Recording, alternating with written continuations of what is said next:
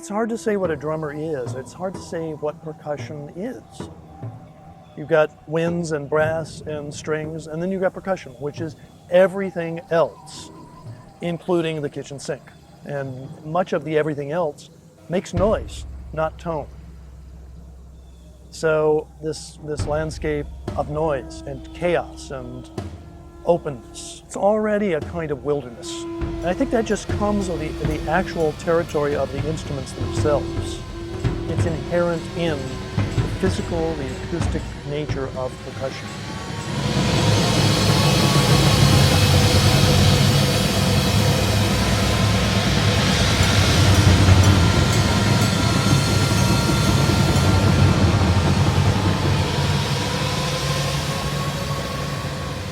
In Inuksuit, the piece is scored for 9 to 99 percussionists and is intended to be performed and experienced out of doors.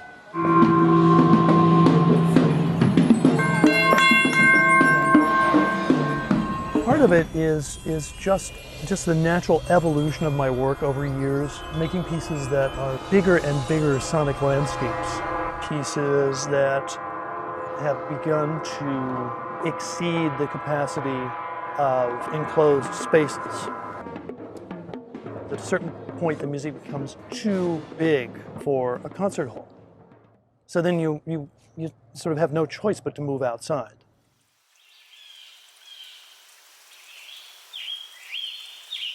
Silence is really interesting, isn't it?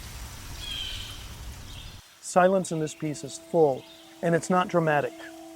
It's not a grand pause. It's not a dramatic device. It's also an invitation to listen differently, to listen to, oh, that is happening over there. I didn't realize it.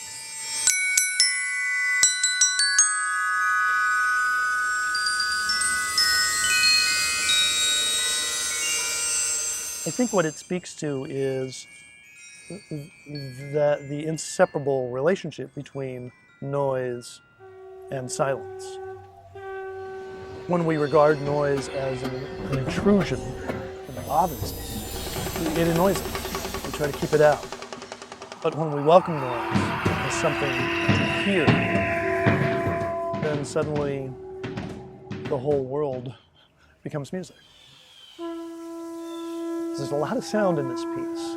The idea is that there's always more going on. There's always more than you can hear at any given moment. A visual artist who I admire greatly, Robert Irwin, talks about making pieces that are site dependent, pieces that relate to the conditions of the site, wherever the site may be. So my idea for Inuksuit was to make a piece of music that could be a means of exploration. The piece is all about the listener shaping their own experience. And in Inuksuit, everything is written out. All the individual parts, every sound that someone plays in the piece is written. But exactly when and exactly where and on exactly how individual events relate to one another is open to the conditions of the performance site and to the magic of the moment. Each performance is unique, but in some way it's still the piece.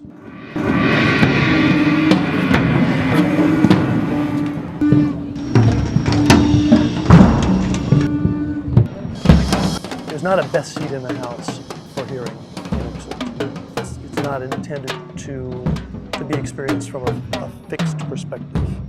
Listeners wander all over the place throughout the landscape of the piece and the landscape of the performance site, so that each person is having a singular and unique experience. So how do you evoke or suggest something like that experience with a recording, which by its very nature is fixed? The answer is I'm not sure. I was skeptical at first that this piece could be recorded at all. Just mounting a live performance of Inuksuit is a huge project. It requires an extraordinary amount of cooperation. Lots of people, lots of instruments, lots of logistics. And then to try and record that in addition just adds a whole new layer of challenge and complexity.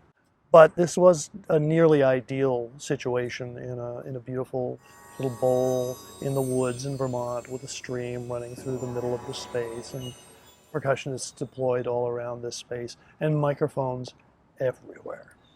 I knew we were onto something with this recording when we made it both as a surround sound and a stereo mix.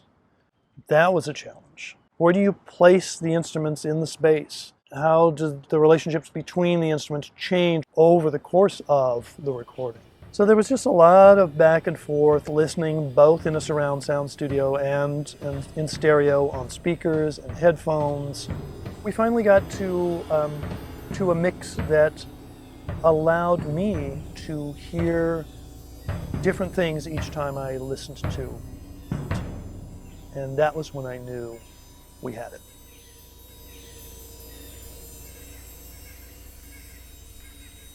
Yeah.